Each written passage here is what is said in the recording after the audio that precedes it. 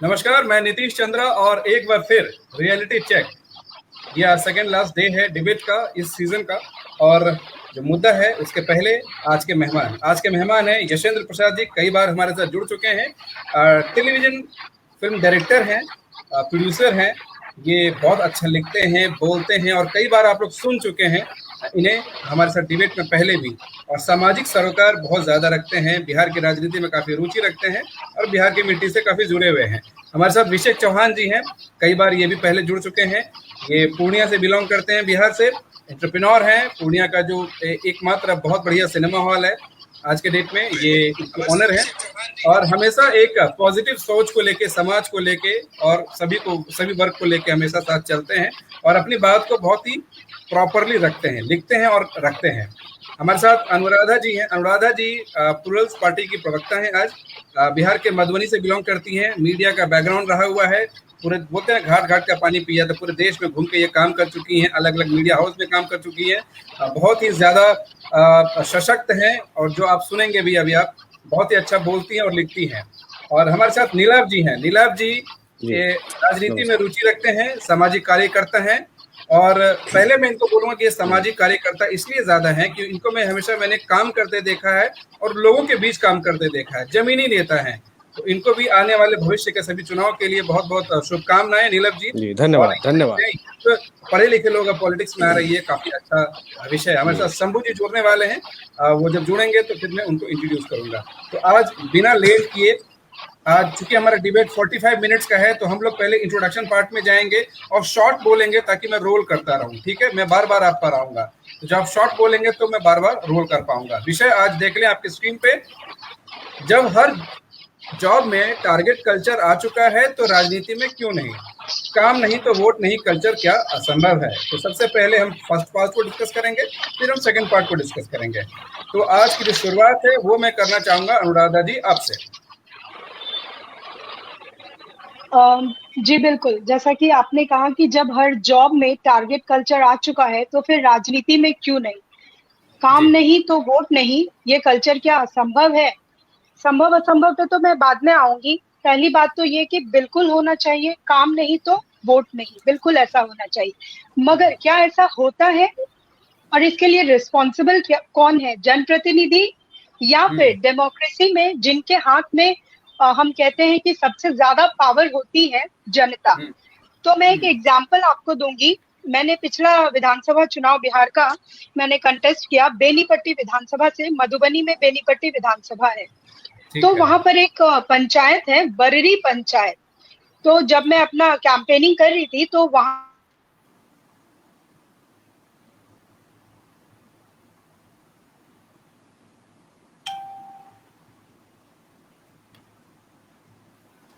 आपकी आवाज नहीं आ रही अनुराधा जी, आपका नेट स्टक हो गया है। कभी कभी ये समस्या आ जाती है। हाँ जी बोलिए, अभी आ रही है आवाज।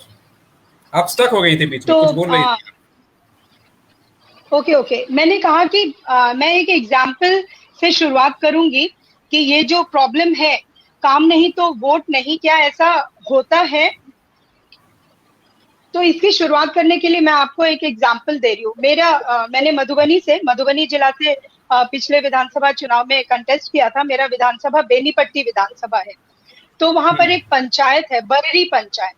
तो वहां पर कैंपेनिंग के दौरान मुझे मालूम हुई ये बात कि वहां के जो लोग हैं उन्होंने पंचायत के बाहर, गांव के बाहर एक वो लगा रखा था बोर्ड की कोई भी जनप्रतिनिधि जो है किसी भी दल का, वो इस पंचायत में अलाउड नहीं है, उनका प्रवेश वर्जित है।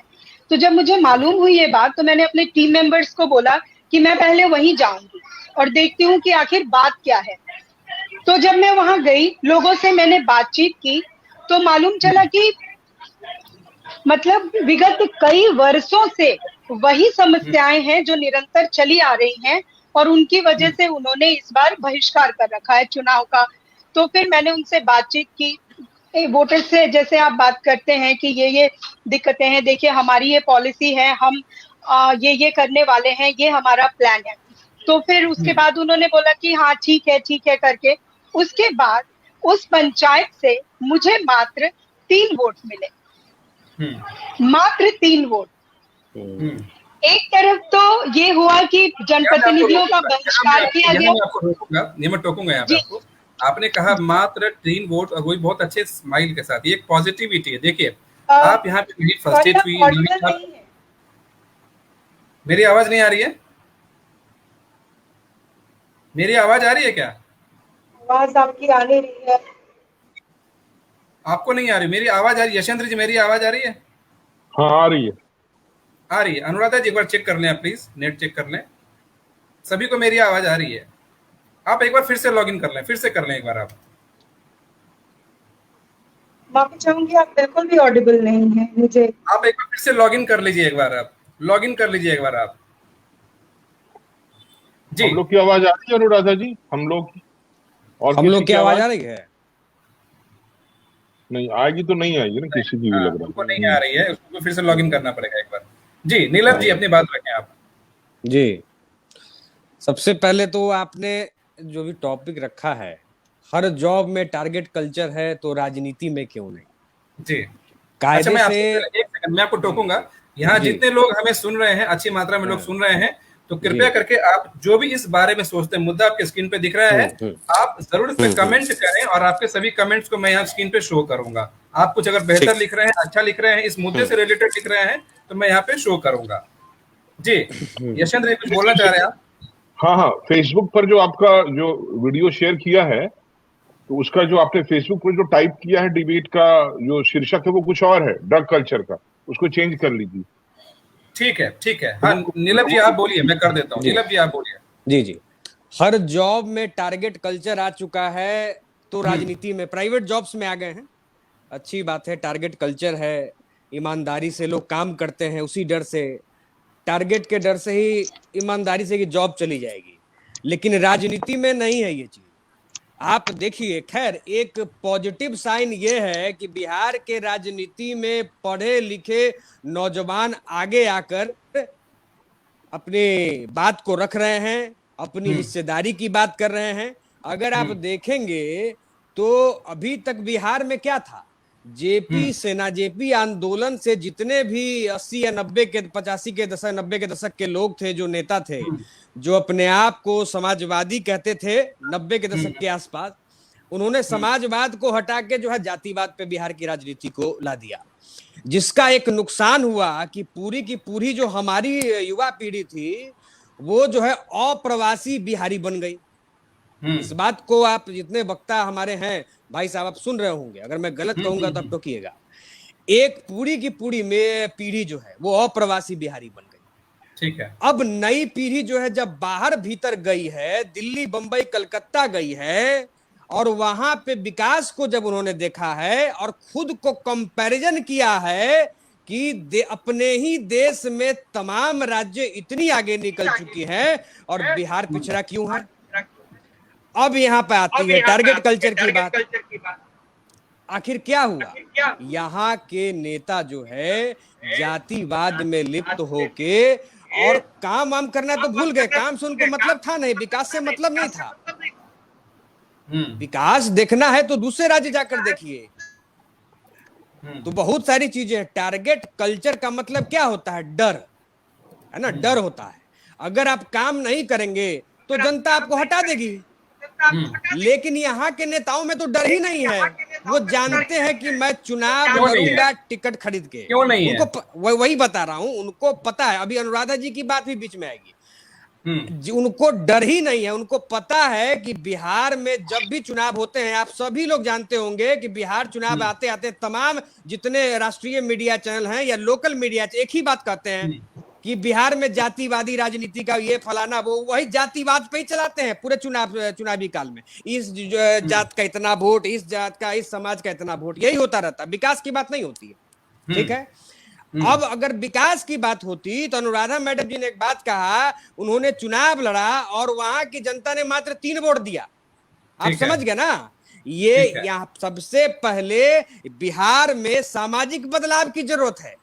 ये अच्छा है कि पढ़े लिखे लोग राजनीति में आ रहे हैं। जब आएंगे तभी बदलाव संभव भी है। ठीक है। अब हम आ तो गए हैं, आने के बाद तमाम चैलेंजेस को फेस करना पड़ रहा है, क्योंकि जातिवादी राजनीति की जड़ें यहां इतनी मजबूत हैं कि जिसको तोड़ने में अभी वक्त लगेगा, वक्त लगेगा। नहीं। ठीक है, मैं फिर आऊंगा, हाँ जी, मैं जी रोल जी। करता हूँ। यहाँ एक कमेंट आ रहा है, टारगेट कल्चर क्या होता है जी? बड़ा अच्छे बात, मैं बड़ा अच्छा लगता है ऐसा कोई लिखता है तो हम जी गवार को विस्तार से बताएं। ठीक है, आप गवार नहीं है, कोई भी युवा गवार नहीं होता है। यशेंद्र जी, मैं चाहूंगा, या सॉरी अभिषेक जी, आप इनको प्लीज बताएं कि टारगेट कल्चर क्या होता है। कोई, ठीक है, अच्छी बात है, जो नहीं जानते वो पूछ रहे हैं, अच्छी बात है, बिल्कुल बताइए। बिल्कुल। सर, टारगेट कल्चर का मैं भुक्त भोगी हूँ। मैंने मेरी जो करियर पहले की इनको बता शुरुआत दें कि होता क्या है, जी जी ये जी, जानना चाह रहे हैं। मैं टारगेट कल्चर का भुक्त भोगी हूँ।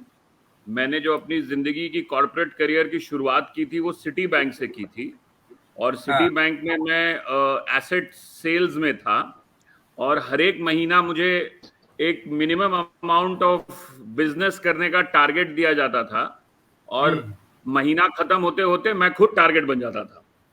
तो हम्म, उसको मैंने बड़े करीब से फेस किया है, एक्सपीरियंस किया है, झेला है कि कॉर्पोरेट में टारगेट कल्चर क्या होता है। काफी दबाव होता है लोगों पे, अपने टारगेट्स को कमिट करते हैं लोग, हर एक महीने टारगेट्स को बढ़ा दिया जाता है और उसी को लोग चेस करते हैं। ज्यादातर सेल्स की नौकरी में आपको टारगेट के लिए, चेस के लिए बोला जाता है। तो यहाँ पे ये बहुत बड़ी समस्या है, इससे बहुत तनाव होता है, बहुत प्रेशर में रहते हैं लोग, और इसके कारण गलतियां भी होती हैं, मिस सेलिंग भी होता है, लोग परेशान भी होते हैं, लोगों की नौकरियां भी जाती हैं, और लोग बहुत स्ट्रेस होता है इससे। और ये मैंने झेला हुआ है। 30-30 साल के लड़कों को ब्लड प्रेशर हो जाता है, 30-30 साल के लड़कों को नींद नहीं आती है, तो ये सब हार्ट चीज अटैक मैंने हो झेला जाता हुआ है। है। बिल्कुल बिल्कुल होता है सर, बिल्कुल होता है। हाँ, और मैं अब आपके टॉपिक पे आ जाता हूं। I think I have explained it. देखिए, टारगेट तो आजकल जीएसटी विभाग को भी मिलता है, अगर आपको पता नहीं है तो। और अगर दिल्ली पुलिस की बात करें तो ट्रैफिक पुलिस को भी टारगेट दिया जाता है कि आपको आज इतना फाइन वसूल के देना है। हम्म, और हर एक जगह टारगेट कल्चर परमेट कर चुका है। हर एक, बिहार के हर एक डिस्ट्रिक्ट का एसजीएसटी कलेक्शन करने का टारगेट है, और वो टारगेट पूर्ति नहीं होने पे जीएसटी के जो आप कर्मचारी हैं उनसे आप बात करेंगे, उनको बड़ी परेशानी का झेलना पड़ता है। तो it is prevalent everywhere now. जहां तक बात आती है कि राजनीति में, तो देखिए, राजनीति मैं दूर से देख रहा हूं, मैं राजनीति करता नहीं हूं, मुझे राजनीति करने में कोई रुचि नहीं है। हालांकि मेरे परिवार के आधा दर्जन लोग राजनीति में हैं, थे, अभी भी हैं। तो लेकिन राजनीति का दो पहलू है। एक होता है पावर में आने का पहलू, दूसरा होता है पावर में आने के बाद समाज के लिए काम करने का पहलू। तो जो पावर में आने का पहलू है वो सब चीज पे हावी हो जाता है, क्योंकि अगर आप पावर में नहीं आएंगे तो आपकी कोई राजनीति होने वाली नहीं। जहां तक नीलम जी ने कहा कि भाई जाति हावी है, जाति हावी है, बिल्कुल हावी है। पूरे हिंदुस्तान में जाति हावी है, पूरे हिंदुस्तान में। अगर आप यशेंद्र जी बताएंगे हमें, दुनिया, इंडिया घूमे हुए हैं आप राजस्थान चले जाएं, वहां पे जाति हावी है। आप दिल्ली चले जाएं, वहां पे जाति हावी है। आप उत्तर प्रदेश चले जाएं, वहां जाति हावी है। महाराष्ट्र में हर जगह है। हर जगह जाति हावी है। तो कहने का मतलब यह है कि पावर में आने का एक तरीका होता है, दूसरा पावर में आने के बाद का काम होता है, दूसरा नेताओं का 90% समय पावर में आना और पावर में रहना में जाता है। जो 10% उनका समय बच जाता है वो हमारे जैसे दीन दुखिया लोगों के लिए वो दे देते हैं कि भैया फुर्सत में हैं, जब भैया कुर्सी रहेगी तभी ना काम करेंगे। जब कुर्सी नहीं रहेगा, पावरे में नहीं रहेंगे तो फायदा क्या है? सो यहाँ पे एक बहुत बड़ा डिस्कनेक्ट हो जाता है। तो फिर एकदम विकास का मेन विजन किधर है? जिस चीज के लिए आप कहीं नहीं चुने है गए सर। हैं उसका विजन कहाँ है? कहाँ है सर? आप हमको बताइए ना, कहाँ है विकास का विजन? किसके पास है विकास का विजन? वही तो मैं पूछ रहा हूँ। बिल्कुल कहीं कहीं कुछ नहीं है सर। बस चुनाव जीतने मतलब के लिए है। और पावर चाहिए, पावर चाहिए, जीतना है चुनाव। जनता जो है, बेचारी जनता, बेचारी जनता, आप देखिए ना, एक बड़ा सिंपल सा है, चुनाव आता है, लोगों की दीवानगी देखिए हेलीकॉप्टर के पीछे। अभिषेक जी ने बड़ा बढ़िया सवाल किया। लोगों की दीवानगी देखिए हेलीकॉप्टर के पीछे, नेताओं के हेलीकॉप्टर के पीछे दीवान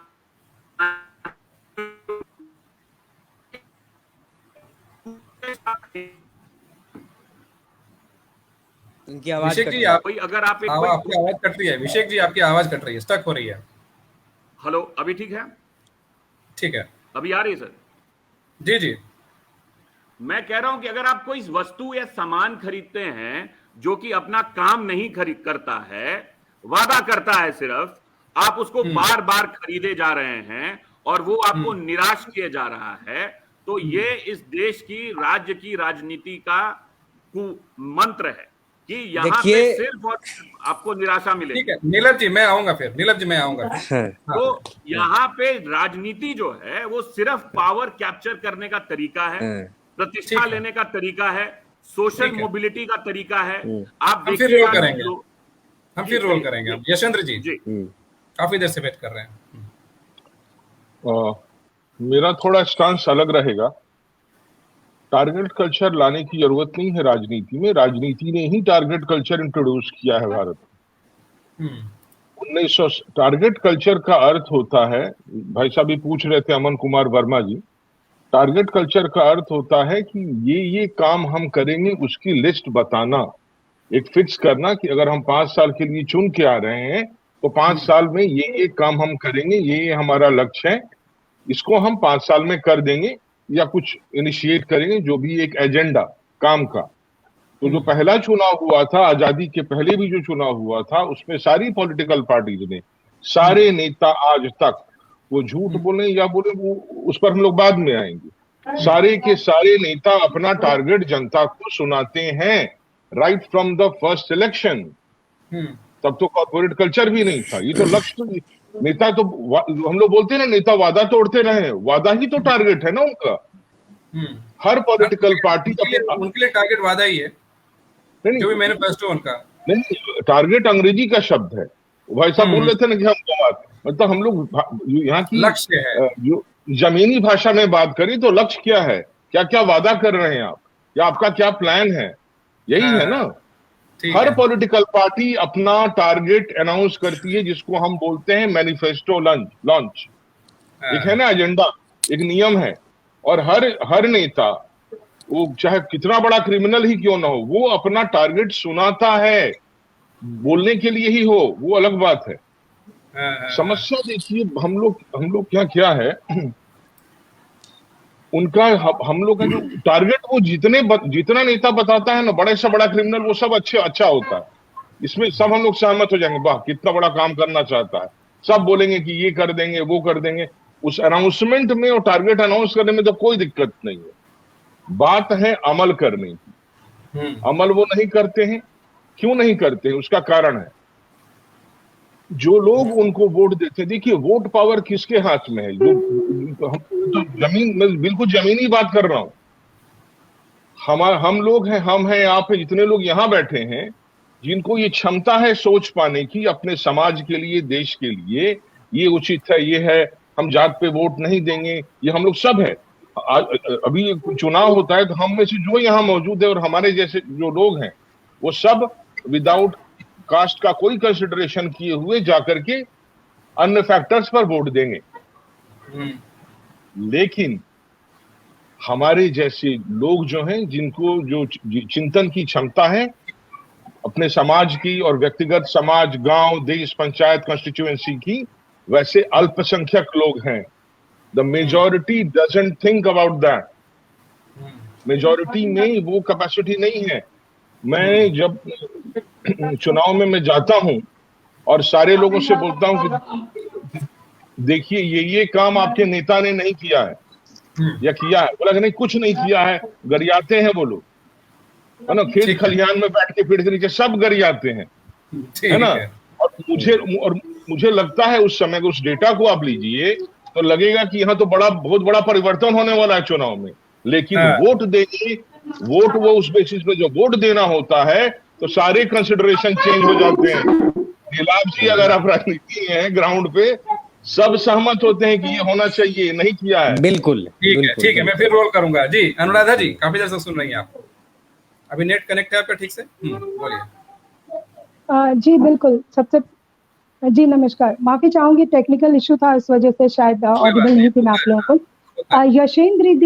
यशेंद्र जी जो बात कर रहे हैं ना, वो टारगेट प्लान की बात कर रहे हैं। और हम लोग यहाँ पर जो बैठकर आज जो इशू है, जो मुद्दा है डिबेट का, वो है रिजल्ट। जो टारगेट जो अचीव नहीं, जनता उन्हें वोट दे या नहीं दे, तो हम टारगेट प्लान के बाद हमें जो टारगेट, जो हमारा रिजल्ट है जो पाना है, हम उसकी बात कर रहे हैं।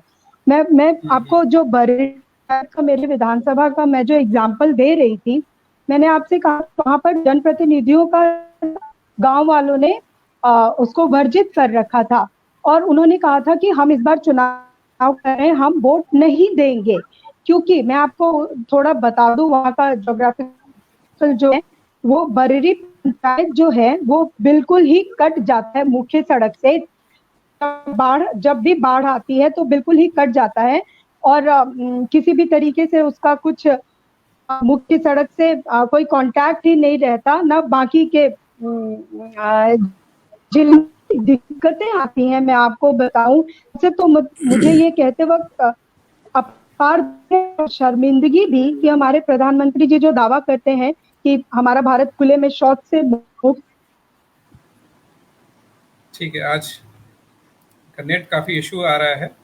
जी नीलम जी, देखिए सभी वक्ताओं मोदी जी का के हमने खिलाफ सुना। 16% देखिए जरूर पहले तो एक भाई साहब पूछ रहे थे कि टारगेट कल्चर क्या होता है। टारगेट कल्चर का मतलब भाई साहब यह हुआ, इसको शुद्ध हिंदी में समझिए कि आपके नेताजी चुनाव में आए और आपसे बहुत बड़ा वादा किए और जीतने के बाद जो है आपके नेताजी आपको भूल गए, ठीक है, और आपका काम नहीं किया। क्या जनता अपने उस हथियार का प्रयोग करती है? इसीलिए टारगेट कल्चर का बात हो रहा है। अनुराधा जी एक्चुअली आपका डिस्कनेक्ट हो गया था अभी, इसीलिए कुछ भी नहीं सुन पाए आपको। मुझे लग रहा है आज कुछ ज्यादा ही टेक्निकल इश्यूज। हाँ 2 मिनट, नीलम जी बोल रहे हैं, मैं फिर आता हूँ आप पे। जी नीलम जी, इसीलिए टारगेट कल्चर की बात हो रही है। जितने भी श्रोता सुन रहे हैं तो भाई बंधु, आपके नेताजी काम नहीं करते हैं 5 साल में, तो उनको यहां से रफा दफा कीजिए, उनके जगह दूसरे को मौका दीजिए। ये टारगेट कल्चर है। सिंपल सी बात सुन लीजिए, प्राइवेट नौकरी में अगर आप काम नहीं करिएगा आपको दरमाहा नहीं मिलेगा, ठीक है। और बिहार सरकार से जीते हुए जितने एमएलए चाहे एमपी कितने भी वहां पे दिल्ली में बैठे हैं, 5 वर्ष में आपका काम नहीं करते हैं, उनको दरमाहा मिलता है आप ही के टैक्स के पैसा से।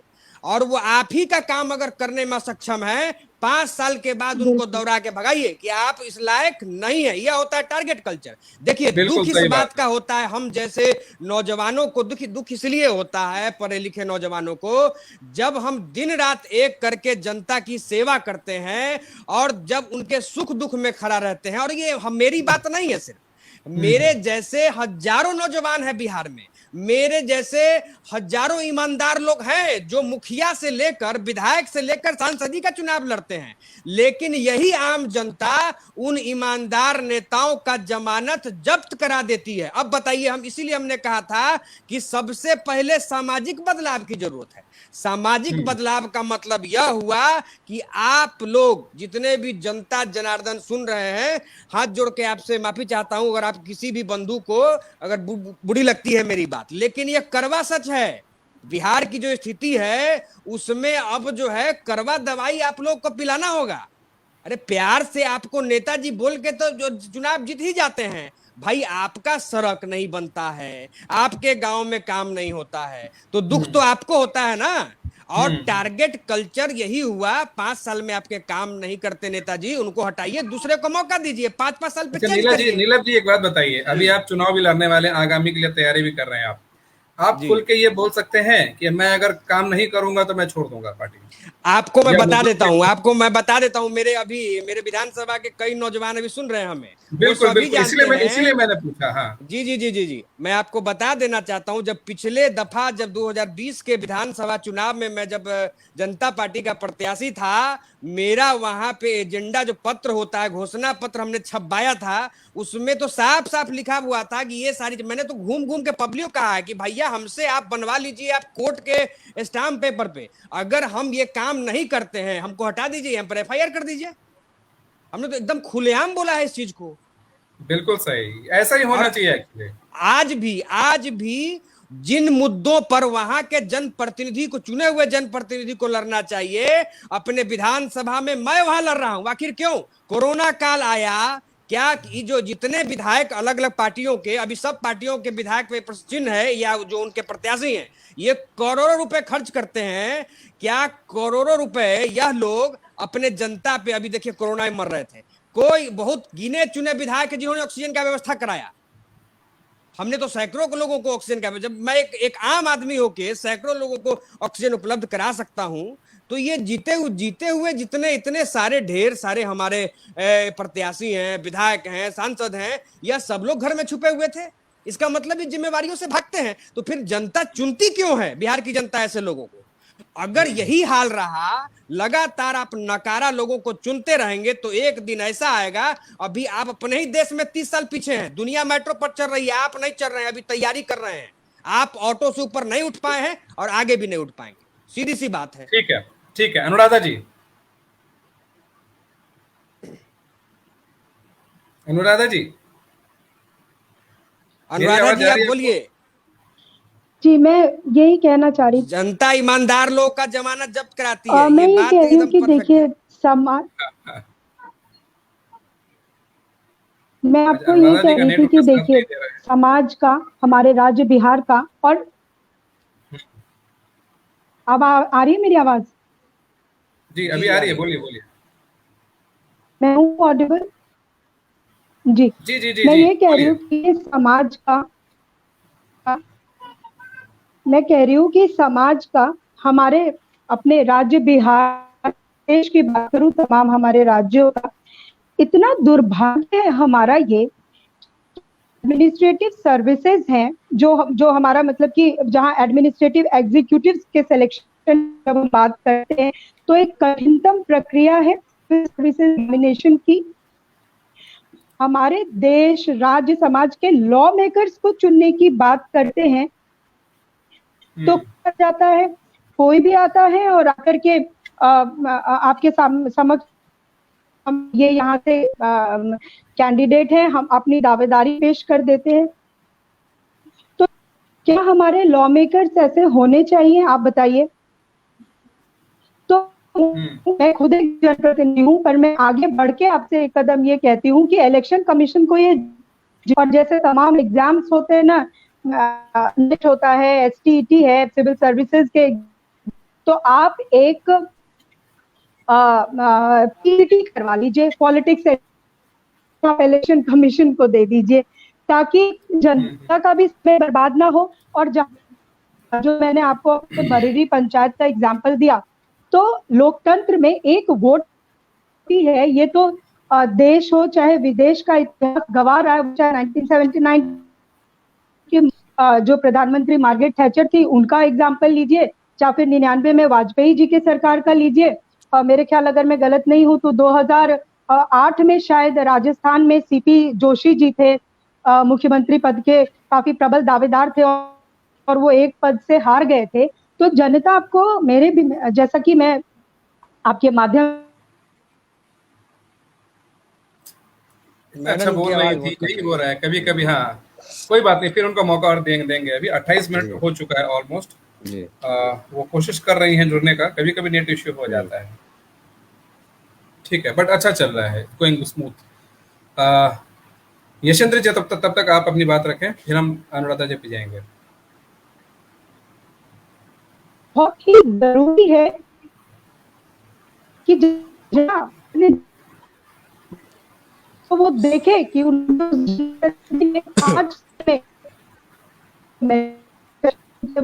तो वो देखे कि मैनिफेस्टो में क्या क्या काम उन्होंने किया है, खड़े रहे हैं। अगर ऐसा होता, वाकई ये जनप्रतिनिधि जनता के लिए काम करते, तो कोविड में जो पूरी दुनिया ने देखा क्या हुआ हमारे देश में, हमारे राज्य में, वो नहीं हुआ होता। ऑक्सीजन के लिए तड़प तड़प कर हमारे लोग मर गए। आखिर क्यों? गलती है मैडम, बिहार की तो जनता को लोकतंत्र तरफ के मरना पसंद है, जनता लेकिन रिस्पॉन्सिबिलिटी है। तो मैं बिल्कुल बेबाक होकर कहती हूँ कि जनता की है। हमने पढ़ा है इकोनॉमिक्स में कि बिजनेस स्टडीज में सॉरी की रिस्पॉन्सिबिलिटी के साथ रेस्पॉन्सिबिलिटी भी आती है। तो अगर आपके पास एक वोट का पावर है तो आपके एक रेस्पॉन्सिबिलिटी है कि आप प्रतिनिधि को चुनते हैं तो उसको आप जज करें उसके।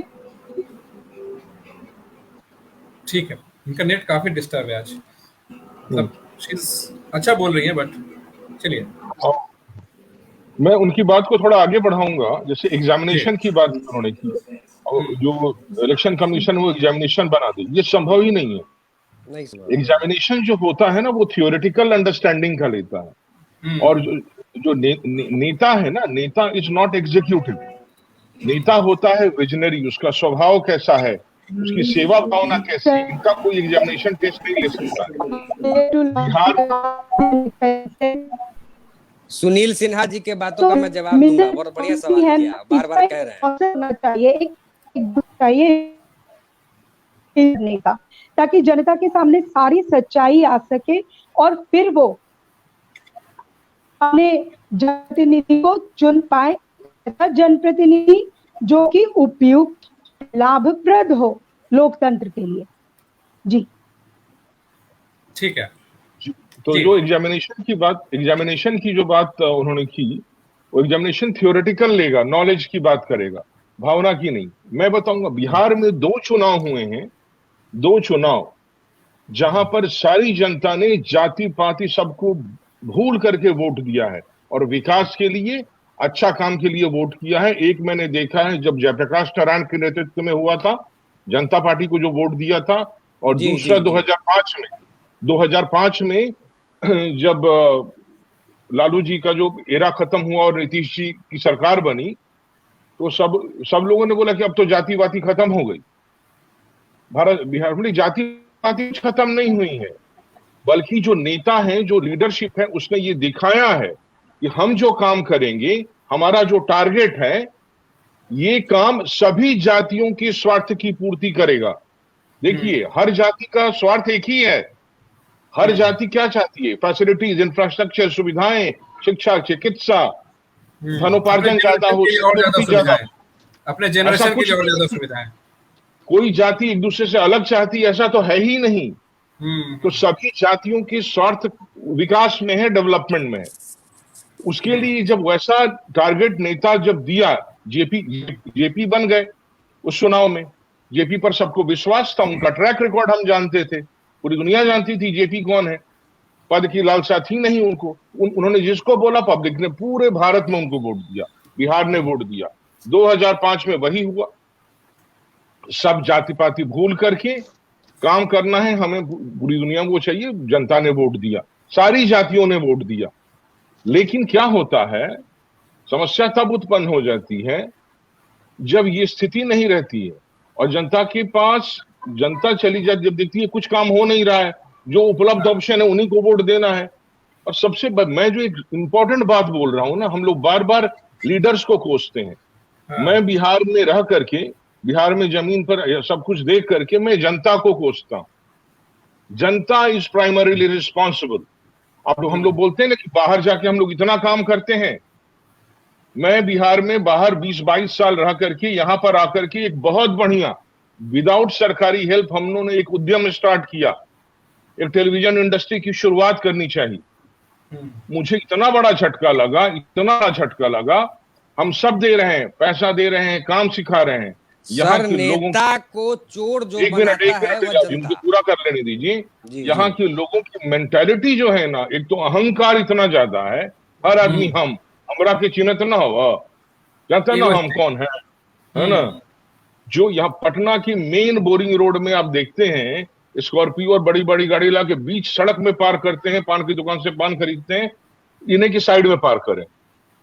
लेकिन यशवंत जी, ये एक्चुअली ये कल्चर दिल्ली का था, पहचानता नहीं मेरा बाप कौन है ना। अब वो पटना में क्या हो रहा है, बड़ी बड़ी पैसा तो सबके पास है, अब वो पैसा दिखने लगा, और दिखने लगा है तो लोगों में भौकाल आ गया है, बड़ी गाड़ियां, सब कुछ एकदम। देखिए, अहंकार जो होता है ना हमको, तो ये जो मेजॉरिटी जो वोटर्स है ना, देखिए वो हम जनता को सिंगल मत मानिए आप, जनता एक नहीं है। जो जनता को एक यूनिट मान के चल रहे हैं वो एक यूनिट नहीं है, अलग अलग सोशल स्ट्रेटिफिकेशन है। सबके सोचने की, निर्णय लेने की क्षमता अलग है। उनको बहकाया जा सकता है झुनझुन्ना दे करके। उनको आरक्षण चाहिए ही चाहिए। लालू जी और नीतीश जी जब साथ में मिले तो भाजपा की बुरी हाल क्यों हुई? एक संघ परिवार के किसी व्यक्ति ने इनडायरेक्टली एक इशारा कर दिया था कि आरक्षण में कुछ दाएं बाएं होगा, बस। उसके बाद इसका इन लोग का ऐसा प्रोपेगेंडा होगा आरक्षण हट जाएगा, नहीं आरक्षण तो चाहिए कीजिए। तो ये हम लोग की जो थिंकिंग कैपेसिटी है जनता का, हम लोग जनता को एक मान लेते हैं, नहीं। और जनता को अभी देखिए, मैंने नीतीश चंद्र जी आपको एक मैंने वीडियो भेजा था व्हाट्सएप पर। अभी पंचायत का चुनाव चल रहा है। मुखिया चुनाव में गांव की जनता कैसे डिसाइड करती है कि गए थे मुखिया की यहाँ, उनका भैया बोला कि पेट्रोल नहीं है, गाड़ी नहीं दिया, और जो लेडी है उसको चाय पत्ती नहीं दी तो उस पर वोट नहीं देंगे। ये तो स्थिति है हम लोग की जनता की, अपरिपक्वता है। मेरा ये मानना है, बड़ा क्लियर कट में एक बोलूंगा, हर किसी को, हर वयस्क को मताधिकार होना गलत है। इसका क्राइटेरिया होना चाहिए कुछ। ये हर किसी को वोट अगर होगा तो जो लोग सोच सकते हैं वो अल्पसंख्यक रहेंगे। मेजर यही हो रहा है। लीडर्स, आप जनता देखिए, जनता जिसको वोट देगी वो अगर रिजेक्ट करना शुरू कर देगी ना तो लीडर अपने आप अच्छा आएगा। वो होता नहीं। तीनों यहाँ पे आज तीनों बुद्धिजीवी हैं और इनडायरेक्टली आप लोग कुछ डायरेक्टली और कुछ इनडायरेक्टली आप लोग, अभिषेक जी भी आ गए। मुझे अफसोस है कि शंभू जी आज नहीं जुड़ पाए। उन्होंने, उनसे मेरी बात हुई तो उन्होंने बोला कि हम जुड़ रहे हैं, बस जुड़ नहीं पाए।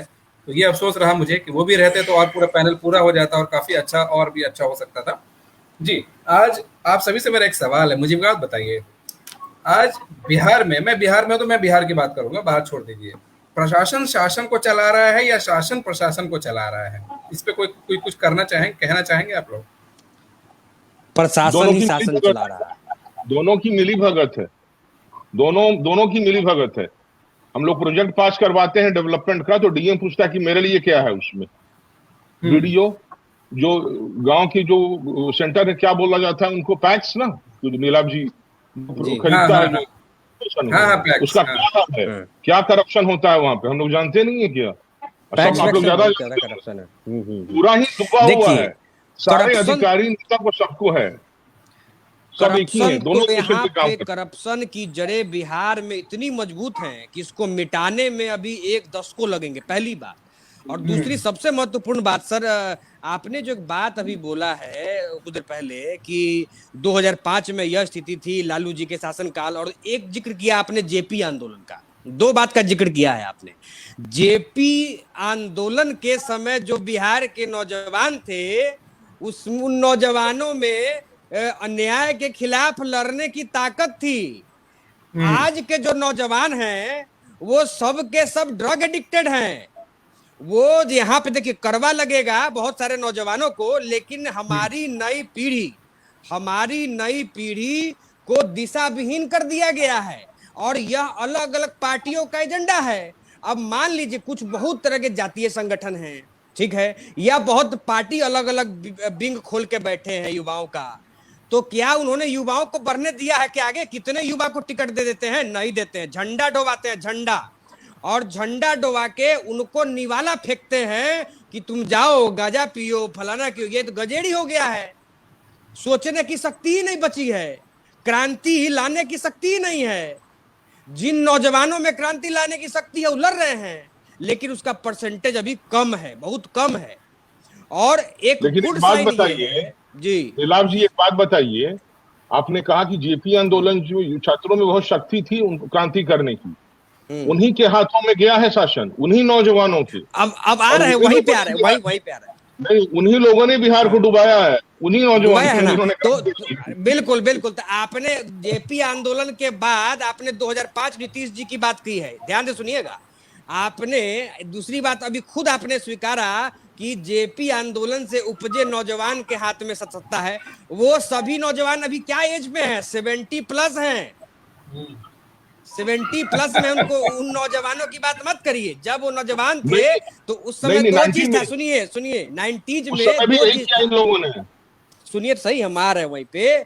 90 के दशक में इतना पैसा नहीं था बिहार के पास, आर्थिक स्थिति से बिहार मजबूत नहीं थी, करप्शन था लेकिन इतना नहीं था। इस चीज को समझिए, पैसा ही नहीं था तो करप्शन क्या होगा। यहाँ तो जो कोष में होता था वही चुरा लेते थे लोग यहाँ पे।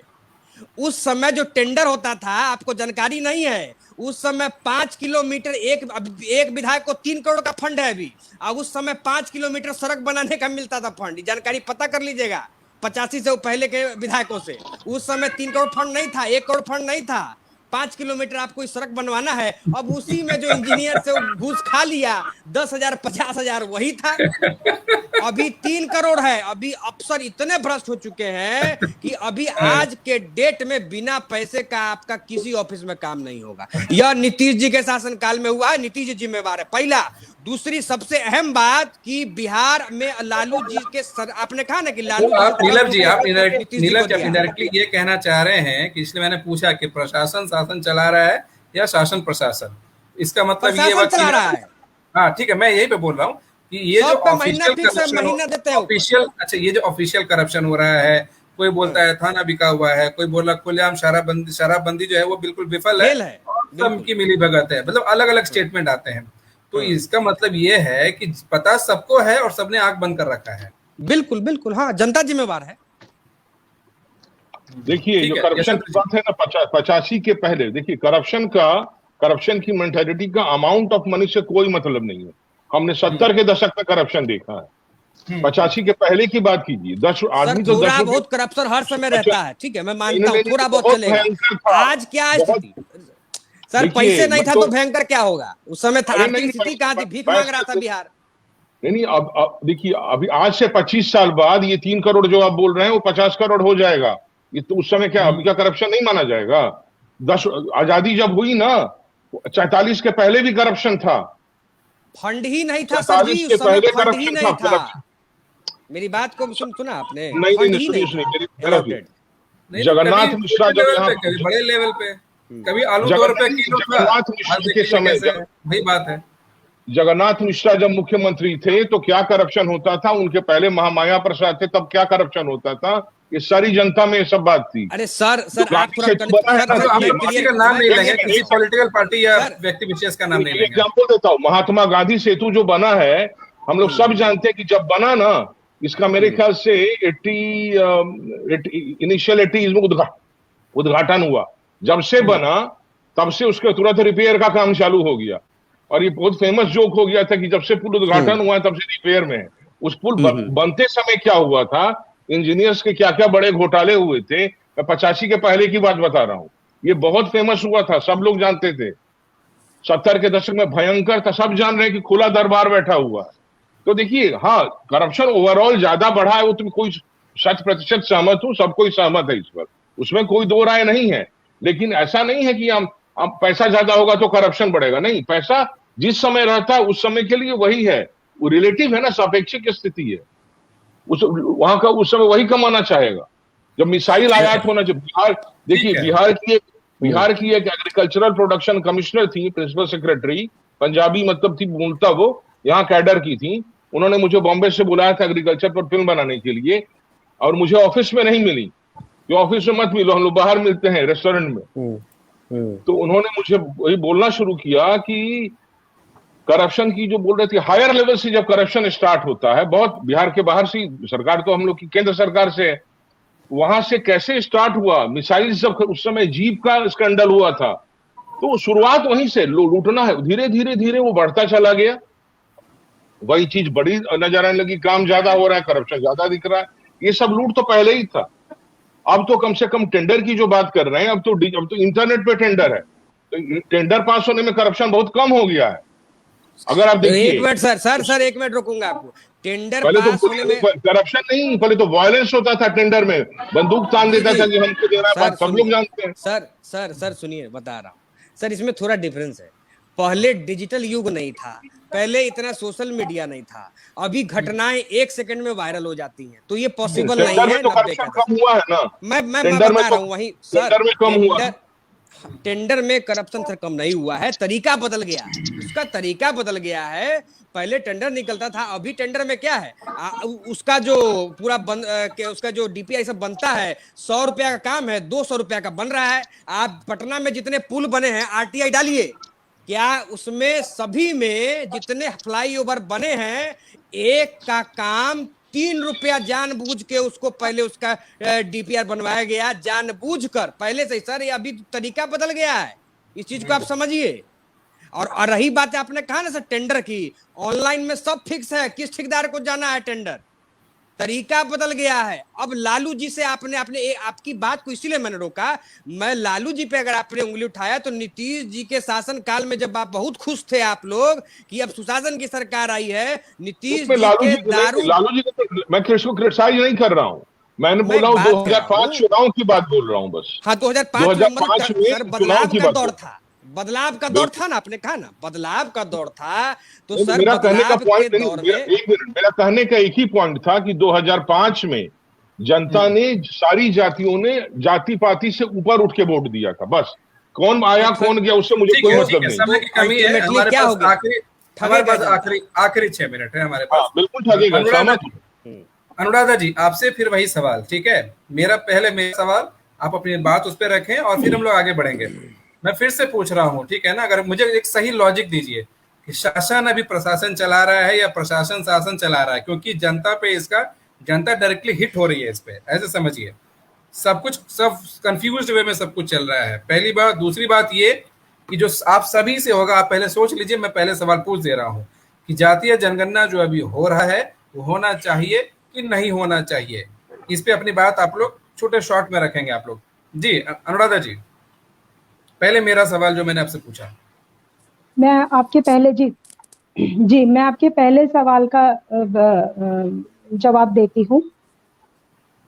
देखिए, शासन प्रशासन को चला रहा है या प्रशासन शासन को चला रहा है, आपको लगता है लोकतंत्र में अगर सिर्फ शासन ही प्रशासन को चला सकता है और प्रशासन ही शासन को चला सकता, तो जो आउटकम है हमारे पास, चाहे वो कोविड के दौरान जो दुर्दशा हुई लोगों की, ऑक्सीजन के कमी की वजह से जो मौतें हुई, या फिर जो क्राइम है, और किसी एक क्राइम जो क्रिमिनल्स होते हैं उनका शिकार हर कास्ट के लोग हैं, ठीक है, ये सबकी मिली भगत है, शासन की प्रशासन के साथ मिली भगत है। आप कहेंगे मेरे फोन में रिकॉर्डिंग्स है पुलिस वालों की, जो वो कहते हैं जब किसी के साथ कुछ घटना होती है, आपको मालूम होगा बिहार में आप अगर चले जाएं डेटा उठाएंगे तो आज सबसे ज्यादा थानों में जमीन विवाद के मामले रिपोर्ट किए जा रहे हैं, और जमीन विवाद के मामलों में मतलब इतना पतन हो चुका है, मैं तो कहूंगी समाज का भी, कि बाप बेटे को नहीं जान रहा, बेटा बाप को नहीं, भाई भाई को नहीं,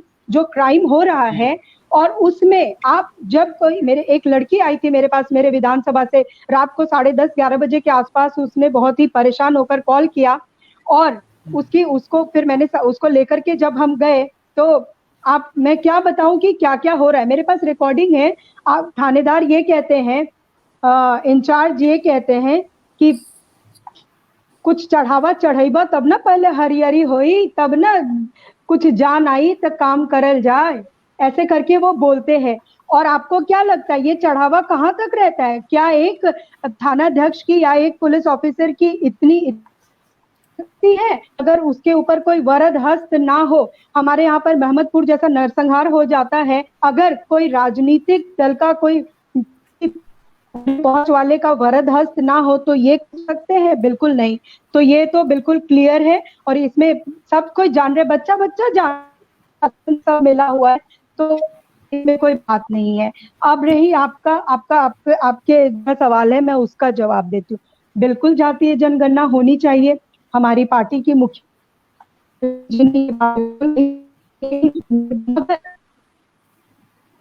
आपकी आवाज कट रही है, आपकी भी हो जो जनगणना है, आप उसमें फिर से बोलिए आपकी आवाज कट रही है। अब आवाज, हाँ अभी है जी।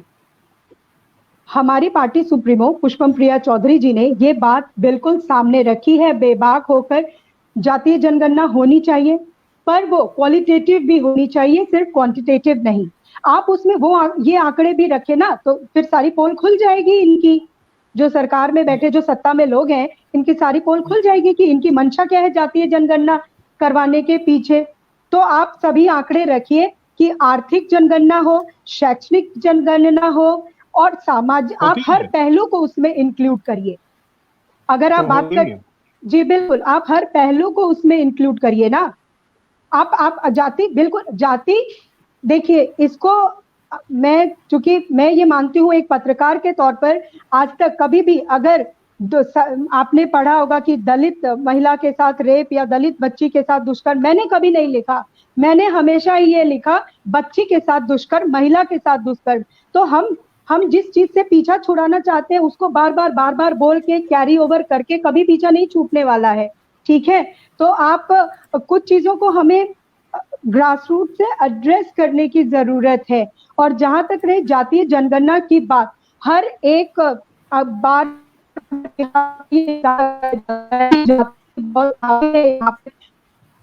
बिल्कुल इम्पोर्टेंट फैक्टर होता है, हम लोग इसको नकार नहीं सकते। हाँ, ठीक है, अब आ रही है जी। मैं कह रही हूँ कि जाति, आप कुछ भी कहें जी, जाति जो है, आप जब भारत से बाहर जाते हैं ना, तो आप एक भारतीय होते हैं। जब आप अपने देश से बाहर जाते हैं, वो आपकी पहचान है, वो आपके गर्व का विषय है, ठीक है। आप जब अपने देश में हैं, तो जो ट्राइब्स हैं, जो क्लैंस हैं, आप इसको नकार नहीं सकते, ये जातियां रही हैं। और खैर अब वो तो एक लंबा डिबेट हो जाएगा कि पहले जो मतलब के जातियों का निर्माण हुआ, क्यों, कैसे, क्या हुआ, हम उसके बाद में जाएंगे। बट आज का फैक्ट समझ लीजिए, जो जनता मोटे मोटे शब्दों, हाँ बिल्कुल, जो मोटे मोटे शब्दों में समझे कि वो उनके लिए एक अभिमान का विषय है, आप इसको नकार नहीं सकते। और चार है ना, आप कैसे उसको लेकर के आप राजनीति ना करें। अगर आप उसकी राजनीति करते हैं तो वही हश्र होगा जो आज बिहार का है। हमने देखा कि क्या गत रही कोरोना में, आपने देखा कि कोरोना काल में क्या हुआ। मैं आपको बता नहीं सकती हूँ, एक महिला अपने पति की लाश और DCH के बाहर खड़ी थी, उसके पास पैसे नहीं थे, एम्बुलेंस नहीं मिल रहा था। फिर ये तो एक मैं छोटा सा एग्जांपल दे रही हूँ, कैसे लोग तड़प कर मरे हैं। तो कि आप अगर आप चाहते हैं कि हमारे लोकतंत्र को, मैं बार बार बोलती, एवं लाभप्रद नुमाइंदा लोकतंत्र के लिए अगर आपको वो चाहिए तो जनता के पास, जो मैंने तब भी बोला कि एक वोट का अधिकार है, जिसका देश एवं पूरे विश्व का इतिहास गवाह है, वो जनता ये समझे कि मेरे ऊपर ये जिम्मेदारी है। अगर मेरे पास ये ग्रेट पावर है एक वोट का, तो मेरे ऊपर ये ग्रेट रिस्पॉन्सिबिलिटी भी है उसको अच्छे से यूज करने की। आप अपनी जाति का अभिमान करिए, आप सब कुछ करिए, पर प्लीज लोकतंत्र में अपने जनप्रतिनिधि को चुनने के लिए आप वहां पर जात पात मत देखिए, धर्म मत देखिए। और जिस दिन आप नहीं देखेंगे, किसी की इतनी हिम्मत नहीं है कि वो आपको बरगला पाएगा। जात पात और धर्म से आपको क्या मिला? आज बिहार को क्या मिला? नीति आयोग का आपने देखा डेटा? आपने रिपोर्ट देखी? बिहार सबसे पिछले पायदान पर है। मैं तो कहती हूँ सब छोड़िए, सारा डेटा छोड़िए, कोरोना काल में जो भी असलियत थी वो हम सबके सामने है। किस तरीके से मौतें हुई हैं, किस तरीके से लोग ऑक्सीजन के लिए इलाज के अभाव में तड़प कर मरे, उसने सब चीज की पोल खोल कर रख दी, शासन और प्रशासन दोनों की। इसी में आपके पहले सवाल का भी जवाब है कि शासन और प्रशासन की किस तरीके से मिलीभगत है। ठीक है, सही बात है। और ये सब बोलते हुए ना बहुत दुख होता है। चलिए मैं बोलूं इस पर। नीलम जी बार बार ट्राई कर रहे हैं, उनका नेट इशू आ रहा है जी, आएंगे तो वो बोलेंगे, तब तक मैं कंटिन्यू करता हूँ। मैं जातीय जनगणना के पूर्ण समर्थन में हूँ। जो है रियलिटी, और जाति कोई गलत चीज नहीं है। अनुराधा जी से मैं टोटली सहमत हूँ, मैंने ताली बजाई इस बात पर। क्यों? जाति कोई गलत चीज नहीं है, मेरा परिवार है, मेरी पहचान है, उसका मिसयूज गलत नहीं होना चाहिए। बात देखिए, जाति का वो नहीं जाति धर्म सब अपनी जगह पर है, उसका हम लोग प्रॉपर यूज करें, सब सही है, हमारा अभिमान है, मेरा परिवार है, बात खत्म। मैं तो उसके नाम पे नेगेटिविटी फैला दी गई है, लोगों में क्लियरेंस नहीं है उसको लेके। मुझे अपनी जाति पर गर्व है, पूरा रिस्पेक्ट है, उतनी ही आपकी जाति का भी सम्मान करता हूँ, और जाति के आधार पर एक दूसरे से फर्क नहीं करने का। जाति और जाति जनगणना ही ना हो, जैसे अनुराधा जी बोल रही है, रोजगार और आर्थिक सर्वेक्षण तो होता ही होता है, किसको रोजगार है, किसको कितनी डिग्री है, कहाँ पढ़ा है, कितना इनकम, ही तो सब जनगणना होता ही, उसमें कोई इंक्लूड करने की जरूरत नहीं, ऑलरेडी है। नंबर 1।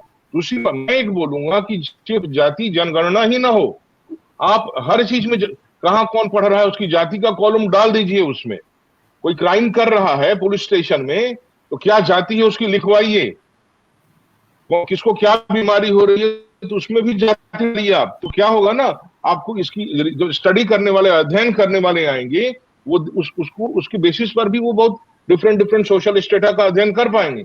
और ये जाति जो है वो अमेरिका इलेक्शन को भी प्रभावित कर रही है। अमेरिका में क्या जाति प्रथा नहीं है? पूरा का पूरा पिछला चुनाव उसी को लेकर के तो हुआ है। हाँ, वो जाति नाम अलग अलग है, कुछ अलग है, लेकिन एथनिसिटी पर ही पूरा चुनाव हुआ है। पिछले प्रेसिडेंट को उसी आधार पर उन लोगों ने हटाया है, वो तो बिल्कुल है। तो बिल्कुल ये होता है कि अभी 2021 में भी विकास की बात बहुत कम होती है। आज हम लोग ये जो बैठे हैं क्योंकि चल रहा है, आज हम लोग इस पर चर्चा इसलिए कर रहे हैं क्योंकि ये हो रहा है। यही मैं कह रही हूँ कि बात करनी चाहिए इंडस्ट्री की, विकास की, एजुकेशन की, सुरक्षा की, और हम लोग चर्चा किस पे कर रहे हैं? जातीय जनगणना। क्यों? क्योंकि ये थोपा जा रहा है, ये हो रहा है, ये चल रहा है, ये समसामयिक है एक्चुअली। देखिए हमारा एक कोरोना वाले बात पर मैं बोलना चाहूंगा, बहुत खराब रहा अवस्था कोरोना में। ये तो देखिए, कोरोना ऐसी विभीषिका आई है, इटली में इतना बुरा हाल रहा, यूरोपियन देशों का तो बैंड बज गया। तो वो जो होना चाहिए था आदर्श केस में, वो तो बिल्कुल नहीं हुआ, हालत बिल्कुल खराब था। लेकिन अगर आप तुलनात्मक रूप से देखेंगे दूसरे देशों से हमारे यहाँ प्रतिशत में, तो भारत का प्रदर्शन कोई बहुत बुरा नहीं था, अच्छा प्रदर्शन रहा है उसको टैकल करने में। ये सोचना कि हर किसी को ऑक्सीजन मिल जाएगा और हर किसी को वो हो जाएगा, वो संभव नहीं था। हाँ, सरकार जैसा कर सकती थी उससे बहुत कम किया है, और बहुत अच्छा प्रदर्शन हमारा हो सकता था अगर सरकार और प्रशासन कमिटेड रहती, तो पहले से इंफ्रास्ट्रक्चर रहता हमारे पास तो। लेकिन तबाही जो पूरे विश्व में हुई है उससे तुलना करेंगे तो भारत ने बहुत अच्छा प्रदर्शन किया। मैं आपकी इस बात से बिल्कुल भी सहमत नहीं हूँ सर। मैं हमेशा ही, मैं चूंकि एक पत्रकार रही हूँ तो मैं एग्जाम्पल्स देकर बात करती हूँ, और मैं वो कोई पिछली बात नहीं करती हूँ, मैं आज की बात करती हूँ हमेशा। रेमडेसिविर का जो इंजेक्शन था, आप लोगों को मालूम होगा कि वो किस तरीके से कितने का आता है और कितने में ब्लैक में बेचा गया। हमारे यहाँ पर जो कोविड केयर सेंटर था, वहां से मुझे एक कॉल आती है कि मैम डॉक्टर साहब ने रेमडेसिविर इंजेक्शन लिखा है तो वो हमें कहीं मिल नहीं पा रहा है। तो मैंने कहा क्यों, वो तो उन्हीं को अवेलेबल कराना है। तो नहीं मैम, और वो तो कह रहे हैं कि आप फलाना दूध है, आप उधर जा सकते हैं, लेकर के आइए। उनको बोलिए कि मुझे आप ये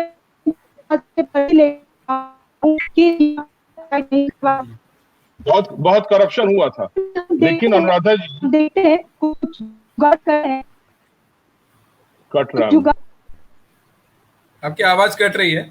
दिव्येंदु भैया ने बहुत अच्छी बात लिखी है। रेमडेसिविर पर मैं बोलूंगा, रेमडेसिविर को पर जो पटना हाई कोर्ट में जो हम लोग का आईसीएमआर की जो और एम्स के जो डायरेक्टर थे, उन्होंने बयान दिया है हाई कोर्ट को कि रेमडेसिविर का रोल नहीं है। हम लोगों ने बोल दिया है remdesivir is not effective, not to be used. Remdesivir एक, मैं तो ये कहूंगा फार्मास्यूटिकल के एम्स के डायरेक्टर साहब ने, सर मैं एक मिनट कंप्लीट कर लीजिए। मैं मानती हूँ एम्स के डायरेक्टर साहब ने बयान दे दिया हमारे देश के, हमारे मेरी बात सर मैं मानती हूँ कि ये अलग मुद्दा है सर, समय कम है आज थोड़ा सा, फार्मास्यूटिकल लॉबी का करप्शन है जो हावी है दवाओं की बिक्री के लिए, वो अलग रोल है। सरकार जनता क्यों भाग रही थी रेमडेसिविर? जनता को भागना नहीं चाहिए था। नहीं मैं वही कंक्लूड करूंगी सर, नहीं मैं वही कंक्लूड करूंगी। आप कह रहे जनता को भागना, एम्स के डायरेक्टर साहब ने दिल्ली में बयान दे दिया, न्यूज चैनल्स में चले गए, अखबारों में भी छप गए। जो गांव की जनता है ना सर, वो न्यूज चैनल भी नहीं, कहाँ है सर आप? आप आइए हमारे यहाँ पर इंटीरियर गांव में, मैं आपको लेके मुझे जाती पता हूँ। है, और मुझे इसको पता मैं है, इसीलिए दे रही थी कि ignorance- इसको मैं साइड करती हूँ जो आज का नहीं, इग्नोरेंस, देखिए, जी इग्नोरेंस इज नो और एक्सक्यूज। इसी सर इग्नोरेंस का नेचर ऑफ फायदा कोर्ट ऑफ उठाया लॉ। जाता है। हाँ, बिल्कुल उठाया जाता है, this is what I am नेता भी सेइंग, दिस उठा इज रहे व्हाट हैं। I am saying and I समय रिलेट टू बहुत ज्यादा हो गया एंड आई है रिलेट आज। दिस तो इग्नोरेंस, बिल्कुल तो सॉल्यूशन है कि इग्नोरेंस ना रहे, जी। समाज में ऐसा कीजिए कि इग्नोरेंस ना रहे। मैं इसको अब आज ठीक है। के मुद्दे जी मैं conclude इसको कर दें, आज please। का जो हमारा मुद्दा है सर, आज का जो हमारे डिबेट का टॉपिक है, मैं इसको वहां पर ले आकर इस चीज को खत्म करती हूँ, कोरिलेट करती हूँ कि हमें एक्चुअल प्रॉब्लम्स को एड्रेस करना चाहिए। तो मैं ये कहना चाहूंगी कि आर्थिक तौर पर जो कमजोर वर्ग है, जो आर्थिक तौर पर कमजोर वर्ग है, डिसएडवांटेज कास्ट वोटर्स है, मैं उनको डिसएडवांटेज कास्ट वोटर वो कहीं ज्यादा है जो हमारे आर्थिक तौर पर सदृढ़ और अपर क्लास है, ज्यादा उनसे ज्यादा है वो। इनफैक्ट कई डेवलप जो नेशंस है उनसे भी इस चीज का मतलब और वैसे ही सिमिलरली जो उनके कंपैरेटिव जो वोटर टर्नआउट्स होते हैं वो रूरल एरियाज में ज्यादा होते हैं। और ये आज जो आप बातें कर रहे हैं हम लोग कि टारगेट बेस्ड कल्चर होना, ये सब यहाँ आकर फेल हो जाता है। क्यों? क्योंकि आप क्या उनको जब वो 6,000 रुपए चुनाव से पहले दे दिए जाते हैं, 20 किलो का बोरा दे दिया जाता है, सारे का सारा टारगेट धरे का धरा रह जाता है, इमीडिएट मिल गया, बस वो खत्म। तो अब आप बताइए नीलम जी कंक्लूड कीजिए आप। देखिए ऑलरेडी समय जी, से जी। 1 घंटे से 1 मिनट हम लोग ज्यादा हो गए हैं। नीलम जी जी आप जी जी कंक्लूड जी करें। जी जी पूरे मामला जो हम लोग आज इस पे हम लोगों ने चर्चा किया टारगेट कल्चर पे, एक लाइन में सीधी सी बात है, जनता जनार्दन सुन रही है। जो लोग चुनाव से पहले जनता जो बार बार रोड पे जाके चिल्लाती है, कहती है रोड नहीं तो वोट नहीं, आप अपने बात पे सिर्फ रहिए, आप अपने बात पे रहिए, रोड नहीं तो वोट नहीं, काम नहीं तो वोट नहीं, सब लोग सुधर जाएगा, नेता सुधर जाएगा, अधिकारी सुधर जाएगा, सब लोग सुधर जाएगा। सिर्फ जनता अपने जवान पे रहे तो बस घूम फिर के अभी बात आती है जनता पे। ठीक है, बिल्कुल, बस और जनता रहती नहीं है। ठीक है, और अभी ठीक है। बहुत इसके अच्छा लिए लगा। पंचायत चुनाव बिल्कुल उपयुक्त है। जी बिल्कुल बिल्कुल, क्योंकि देखिए अब मैं कंक्लूड करना चाहूँगा, समय बहुत हो चुका है। अच्छा, नीतीश जी, मैंने सभी की बात बहुत ध्यान से सुना। नीतीश जी, वो जो मैंने जी। वीडियो भेजा था ना, वो अनुराधा जी को व्हाट्सएप कर दीजिएगा, पंचायत ठीक चुनाव है। वाला, उन्होंने ठीक देखा है। होगा, भेज दीजिएगा। हाँ ठीक है, अच्छा था।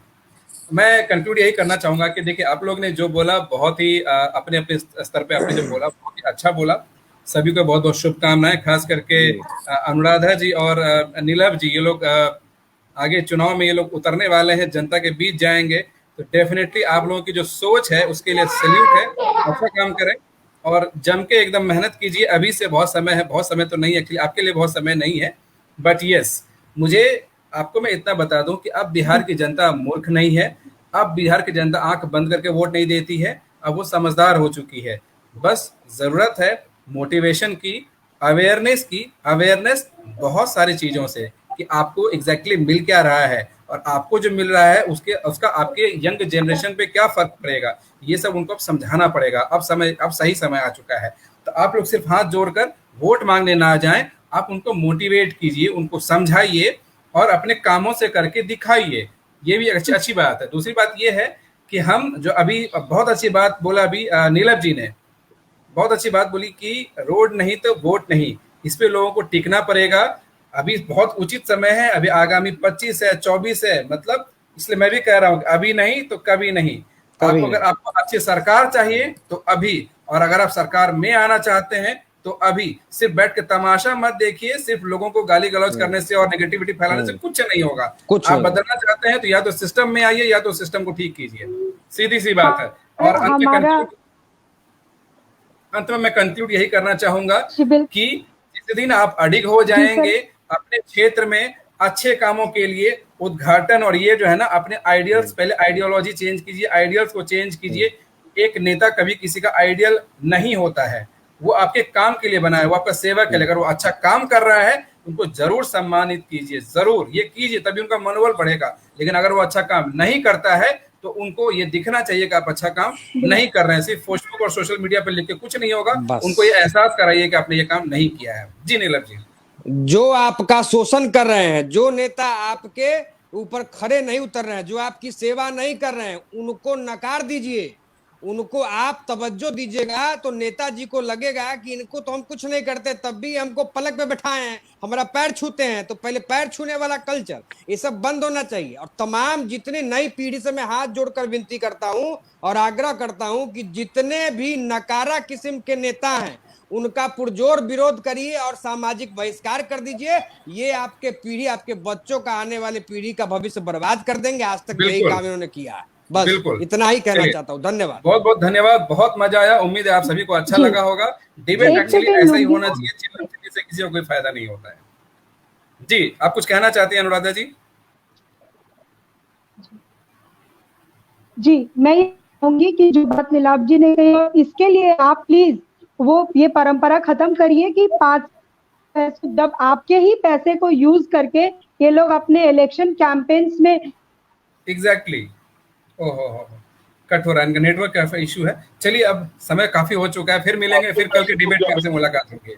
बेचारा अपना घर बेच करके करोड़ों रुपए इकट्ठा करता है। और जितने लोग सुन रहे हैं, मैं उनको बता दूं कि ये आप मेरा जो YouTube चैनल है ब्रांड एनसी इन्फो मीडिया, मैंने कमेंट बॉक्स में भी लिंक डाल दिया है, और यहाँ पे जो वीडियो आप देख रहे हैं इसके पोस्ट में भी वो लिंक डाला हुआ है। उस चैनल को सब्सक्राइब करें, मेरा हाथ मजबूत करें। मैं अच्छे अच्छे बिहार से रिलेटेड मुद्दे लाता रहूंगा और आपकी आवाज को बुलंद करता रहूंगा। बिहार की पॉजिटिविटी हम ही दिखा सकते हैं, नेगेटिविटी की बात सब करते हैं, तो सोल्यूशन की बात करेंगे। बहुत बहुत धन्यवाद। कल के बारे में बता दीजिए।